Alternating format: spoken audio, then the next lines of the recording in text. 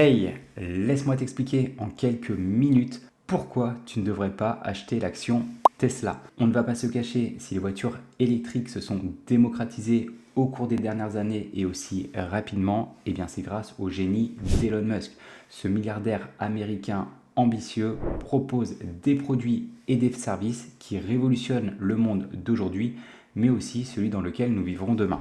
Il essaye de rendre l'inimaginable possible grâce à sa vision tout en optimisant la fabrication et en réduisant les coûts. Et on peut dire que pour l'instant ça marche plutôt pas trop mal, que ce soit avec Tesla, SpaceX ou encore Neuralink.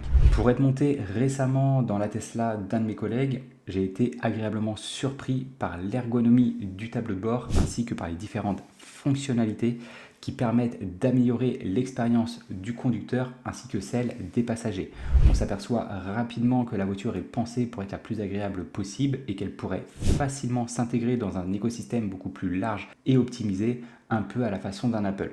Mais attention, ce n'est pas parce que vous réalisez d'excellents produits que votre entreprise et donc votre action valent la peine d'être achetée. Et pour savoir si elle vaut le coup, eh bien, il va falloir s'intéresser à son histoire au travers de ses fondamentaux. Et là où je veux attirer ton attention, c'est au niveau de sa valorisation.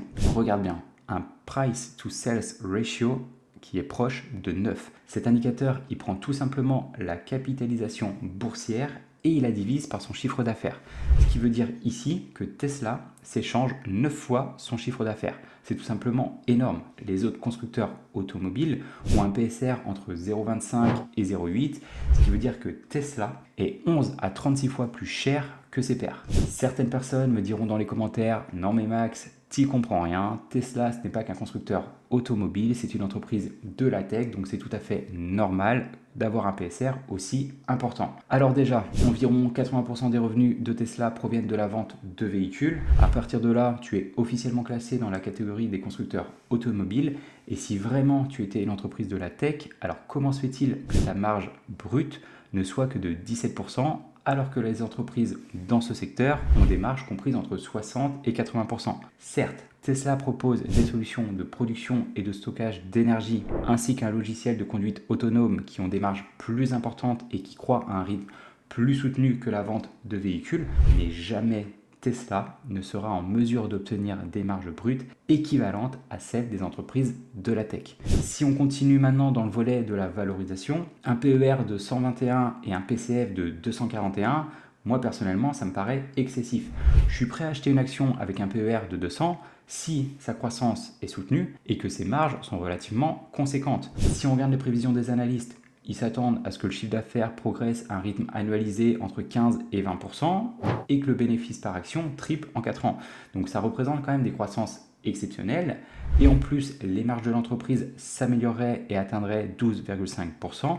Mais regarde bien, si j'applique maintenant un PER relativement généreux de 25, eh bien l'action Tesla vaudrait 206 $ en décembre 2029. Aujourd'hui, l'action, elle est quasiment à 250 $, ce qui veut dire que dans 4 ans, tu n'auras toujours pas gagné d'argent avec ton investissement puisque la valeur de ton action aura perdu 17%. Et encore une fois, on se fie ici aux estimations des analystes qui, je le répète, ont tendance à être un peu optimistes. Donc maintenant, ça va être à nous de faire nos propres estimations et de trouver un prix d'achat idéal. Mais juste avant, si tu n'es pas encore abonné à la chaîne, eh bien, je t'invite à le faire afin de rejoindre cette communauté d'investisseurs performants et ne pas louper les prochaines vidéos. Comme à mon habitude, je vais réaliser des estimations sur les 10 prochaines années qui sont à mon sens un bon compromis entre un horizon d'investissement à long terme et la fiabilité des prévisions. Au niveau du chiffre d'affaires, je vais indiquer des croissances de 12,5%, 17,5% et 22,5%. Les marges nettes et les marges sur le free cash flow, je vais les estimer entre 8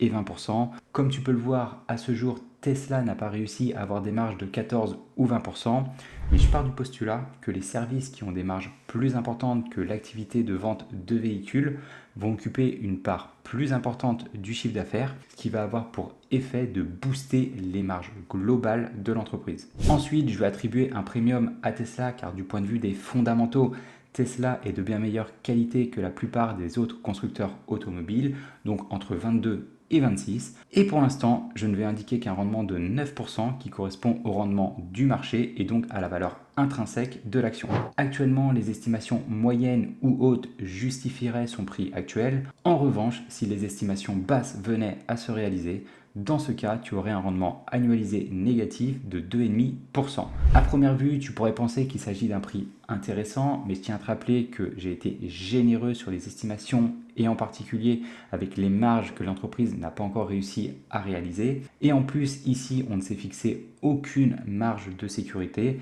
Et en tant que stock picker, tu te dois d'en avoir une si tu veux performer sur le long terme. Si j'applique désormais mes marges traditionnelles de 12, 13,5 et 15%, la valorisation actuelle devient déjà moins intéressante. Donc comme tu peux le voir, il y a trop d'incertitudes autour de cette entreprise. Si tu es un investisseur sérieux, tu ne peux pas te permettre un tel risque. La bourse, ce n'est pas le casino, on n'est pas là pour jouer, mais bien pour gagner de l'argent. Tesla évolue dans un secteur que personnellement, moi, je n'apprécie pas particulièrement. Et en plus, elle semble surévaluée. Donc pour ma part, je passe mon tour. Merci d'avoir regardé la vidéo. Si tu ne l'as pas encore vue, je t'ai trouvé 10 actions qui pourraient parfaitement s'intégrer à un portefeuille à dividendes croissants.